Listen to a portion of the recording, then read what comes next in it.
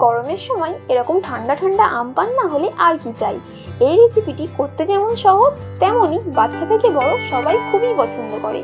আজকে আমি আপনাদের সঙ্গে শেয়ার করব এই আম পান্নার রেসিপি, এছাড়াও স্টোর করার পদ্ধতিও। তো দেখে নিন আজকের এই সহজ রেসিপিটি। আমি স্যারের পুচকু ম্যাডাম, আপনারা দেখছেন পুচকু ম্যাডামের রান্নাঘর। এই রেসিপিটি করার জন্য আমি এখানে দুটো বড় সাইজের কাঁচা আম নিয়েছি। আপনারা কিন্তু অবশ্যই এই রেসিপিটি কাঁচা আমেই করবেন। একটা ছুরির সাহায্যে আমগুলোর মুখ কেটে নিচ্ছি। এভাবে কাটার কারণে আমগুলো সিদ্ধ করার পরে ছাড়াতে খুবই সুবিধা হবে। আমগুলো সিদ্ধ করার জন্য একটা প্রেসার কুকার নিয়েছি। আপনারা কড়াইতেও আমটা সিদ্ধ করে নিতে পারেন, তবে কুকারে করলে সময় অনেকটাই কম লাগবে। এছাড়া আমের মধ্যে অবশ্যই দিয়ে দেবেন স্বাদ মতো নুন। তারপর পরিমাণ মতো জল দিয়ে 2 থেকে 3টে সিটি দিয়ে নেব। এভাবে সিদ্ধ করলে দেখবেন আমটা খুব পারফেক্টভাবে সিদ্ধ হয়ে গেছে। সিটি পড়ার পরে কুকারের ঢাকনা সঙ্গে সঙ্গে খুলবেন না। প্রেসারটা অটোমেটিক রিলিজ হওয়ার পরেই কুকারের ঢাকনা খুলবেন। আশা করি আপনারা দেখে বুঝতেই পারছেন আমটা ঠিক কতটা পারফেক্টভাবে সিদ্ধ হয়ে গেছে। এবারে আমগুলোকে একটা বোলের মধ্যে তুলে নিলাম। ছুরি দিয়ে আপনাদেরকে আবারও দেখাচ্ছি আমটা কেমন সিদ্ধ হয়েছে। তারপর আমগুলো ঠান্ডা হওয়ার পরে ঠিক এইভাবে আমের খোসাগুলোকে ছাড়িয়ে নেব।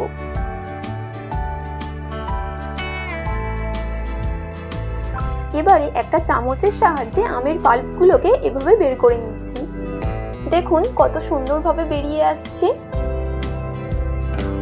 এভাবে আমি দুটো আম থেকেই পুরো আমের পাল্পটাকে বের করে নেব এবং আমের আটিটাকে অবশ্যই ফেলে দেবেন। দেখুন সমস্ত আমের পাল্পটাকেই বের করে নিয়েছি। এবারে একটা মিক্সার জারের মধ্যে পুরো আমের পাল্পটাকেই নিয়ে নিচ্ছি। অল্প পরিমাণে একটু জল দিয়ে একটা স্মুথ পেস্ট তৈরি করে নেব।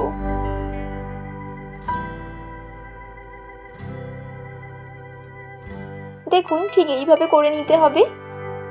এবারে একটা ছাঁকনি নিয়েছি। ছাঁকনির মধ্যে পুরো আমের পাল্পটাকেই দিয়ে দিচ্ছি।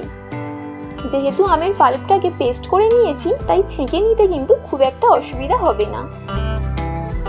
এছাড়াও এটা ছেঁকে নেওয়ার কারণে আমের মধ্যে যে ছিবড়েগুলো থাকে সেগুলো খুব সহজেই আমের পাল্প থেকে আলাদা হয়ে যাবে। আশা করি এখন আপনারা দেখে বুঝতেই পারছেন আমের পাল্পটা কতটা স্মুথ হয়েছে।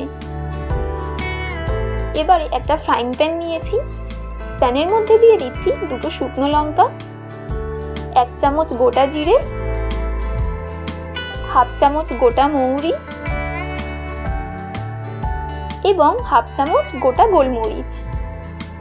সব গোটা মশলাগুলোকে 1 থেকে 2 মিনিট শুকনো কড়াইতে নাড়াচাড়া করে নেব।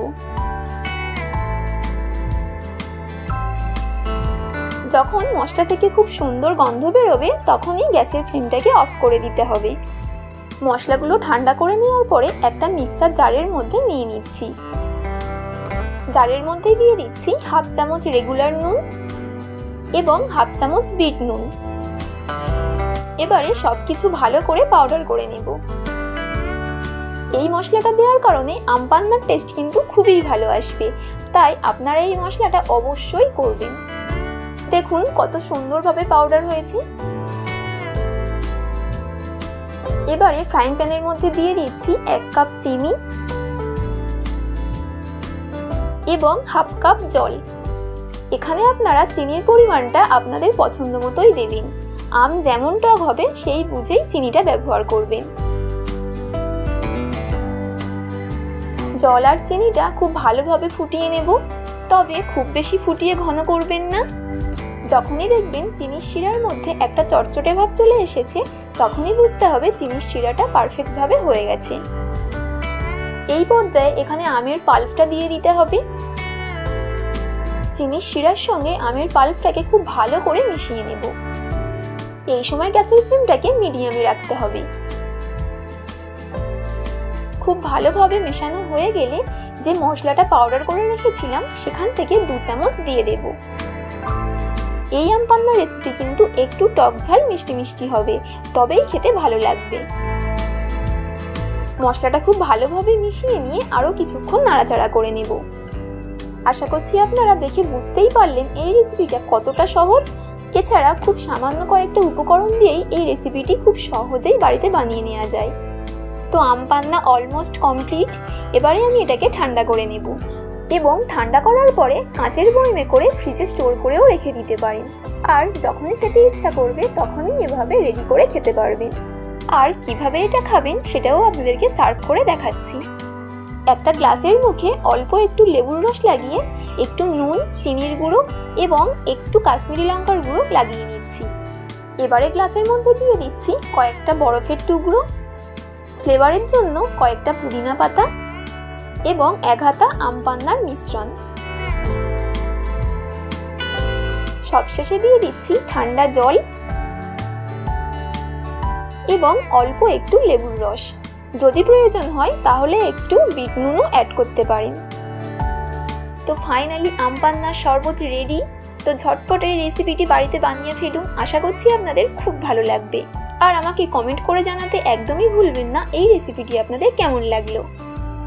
তো আজকের রেসিপি এই পর্যন্ত। আবার দেখা হবে নতুন একটা রেসিপি নিয়ে। আপনারা ভালো থাকুন, সুস্থ থাকুন।